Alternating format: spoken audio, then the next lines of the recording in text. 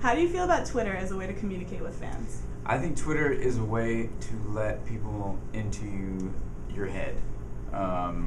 Obviously, I think there's a line that you have to stay behind, but and I don't like to tell people what I'm doing every day or like where I'm going. I'm eating here and I'm hanging out here. I think that the best, it's just to like say random crap, and then you can do a lot of good with it too. I mean, you can raise money for charities. You can there's a ton of stuff you can do. So it's I think it's pretty cool. Cool. So I know you're involved in a lot of charity work. Do you want to talk a little bit about that? Yeah, it's kind of like sporadic. It's all a bunch of different stuff, but I just got done doing this thing for Little Kids Rock, which is an organization that tries to put music into schools. So it's a very cool thing, and I got to hang out with the kids and actually played with them, and it was a pretty cool thing to do. But there was a silent auction. Did you bid on anything? I did not. There was a bunch of guitars that they had that were actually really cool, but I didn't bid on anything. So, as far as your new single, All Right With Me, what was the creative process for that, since it's the first single that you were co-writing, and then I guess from the co-writing to performing to promoting it now? It's the song kind of came, I guess I wrote with Joe King from The Fray, and Joe kind of had the idea, and so the idea was there, and then we got together and started working on it, and it all just kind of came out. And we recorded it. It was really, we were always like, this is a really fun song, and even like there's some horns on it. We didn't know if we were gonna put the horns on it. Ended up putting the horns on it, so it sounded cool.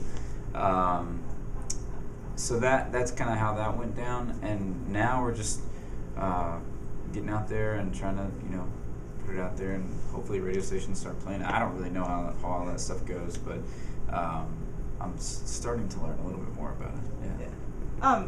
So yeah, I've listened to a few different versions of it. Some kind of seem like it had a bit of a country feel, very acoustic. Do you kind of see your music going in that direction, or? I don't know. I mean, I think that the way that we play it live is it's a little bit different than the album version, and which I think is fine. And Andrew, our guitar player, he likes country music a lot.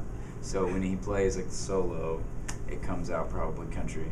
But it can go a lot of different ways. I don't know if I'm gonna go that route, because I think that would be a little bit weird. But I'm definitely just gonna do whatever feels right, Great. And how's touring with Lifehouse so far? It's been good. They put on a great show. Their fans are great, and they get to play really cool places. This place is pretty awesome. So we're excited to play here tonight, and they put on a great show. So it's really fun. And then, I guess, what do you listen to in your downtime? Have your inspirations changed or evolved throughout your career so far? I think that musicians are inspired by everything they listen to, and I listen to everything. So I feel like I listen to so much different music. Pretty much what I do is I just take my iPod and I put it on shuffle, and I'm like, okay, now it's time to listen. So I don't know. I mean, that's what I do when I listen to music. But yeah, my influences are probably still the same as they always have been. So no, like, all-time super fan. If you could choose a band, do you have one, or? Oh, the Beatles for sure. Yeah. All right.